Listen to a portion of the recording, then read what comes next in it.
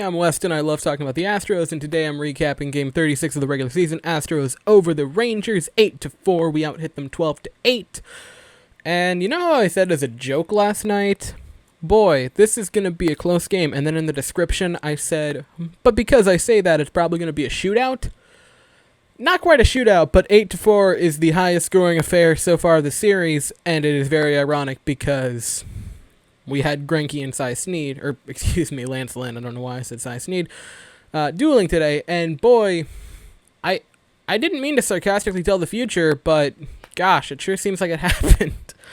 Starting with Zach Greinke, he looked pretty good today. 6 innings, 3 runs given up, 9 strikeouts, and I'm gonna say 0 walks, because I know he gave one up, but it seemed like he was just, like he didn't feel like dealing with it. Like, I feel like if he wanted to, he might have been able to battle out of it. It just seemed like he gave up.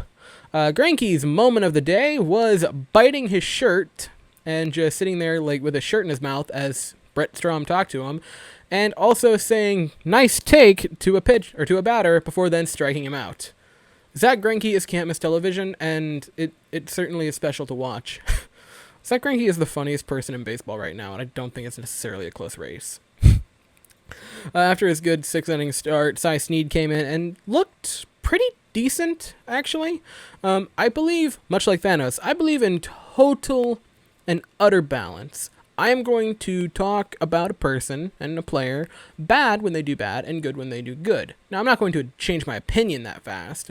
I still have the opinion that I do not think Cy Sneed is going to be a good long-term solution in the bullpen or as a starter. I think he probably will be optioned next year and sent down to the minors and have him tool it a bit. I am by no means a believer in Cy Sneed, but he did look good today. He gave up a home run, which was, that was not great, but he also struck 3 batters out. He looked like he had pretty good velocity. His control wasn't terrible, and I would have been fine leaving him in there for that last out of the 8th, I believe? Yeah, the 8th. Again, I don't believe Cy Sneed is the answer right now, certainly not, and I want him to, before I really trust him in the bullpen, go spend a couple more, maybe a season or more in the minors, but he had a nice day today.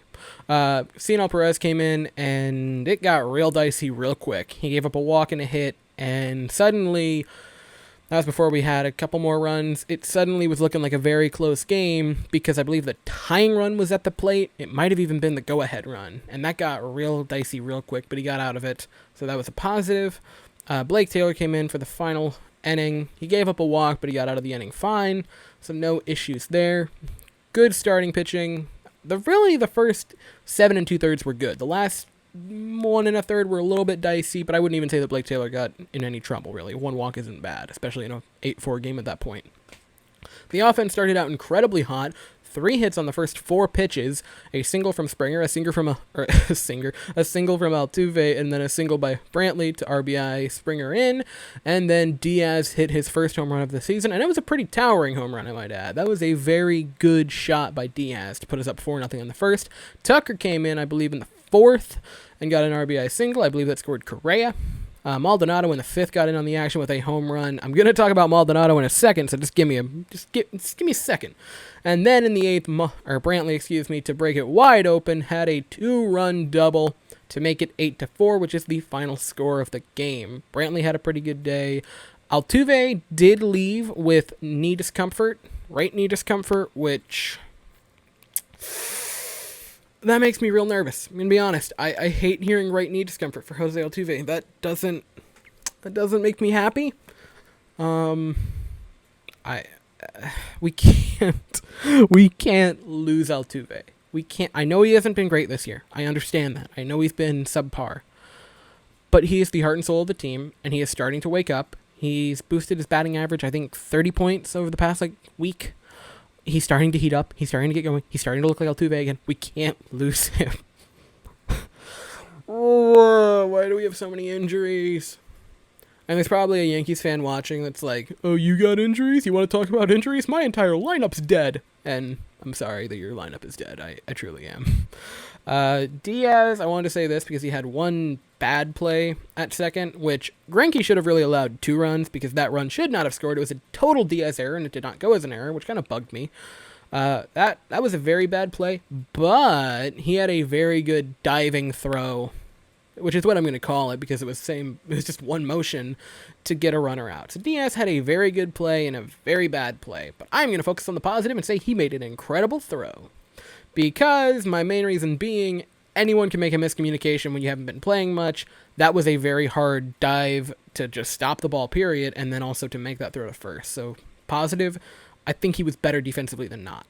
Granted, the one run might not have scored if Altuve's playing, but I'm not sure that other out is made if Altuve's not playing. So balanced out, and also it was a 4-run win, so nothing to sneeze at there. I want to say this because I talked about Maldonado yesterday having a 402 on base percentage. Maldonado had a walk and a hit today, which puts his batting average at 272 and his on base percentage, 416.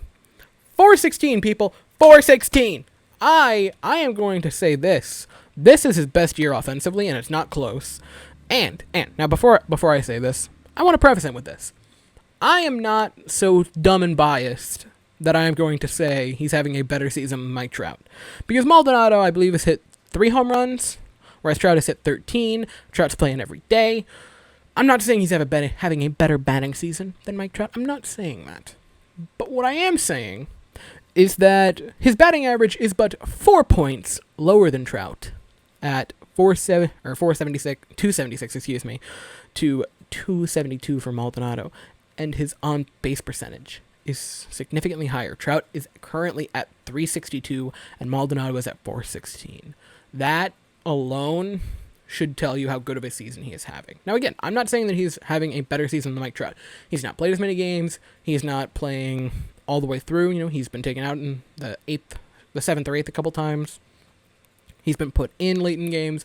So I'm not saying that he's having a better season. A simple way to look at this is OPS plus. It's not even close. I believe Mike Trout is about 170, whereas Maldonado is currently at 117. So I'm not saying they're on the same level.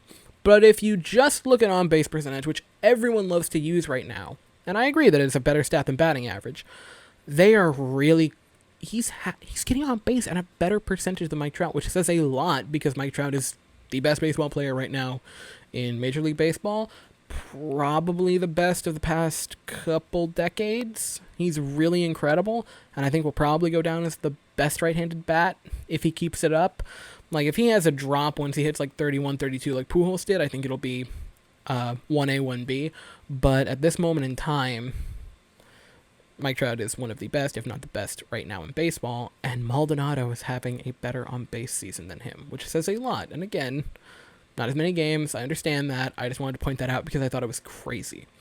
Game starts at 9:30 tomorrow, or 9:10 tomorrow, at night, Eastern Standard Time, which means I'm going to have a lot of energy drinks and try to stay awake. Lance McCullers will get the start. Thank you so very much for watching. I hope you have an absolutely fantastic day, and as always, go Stros.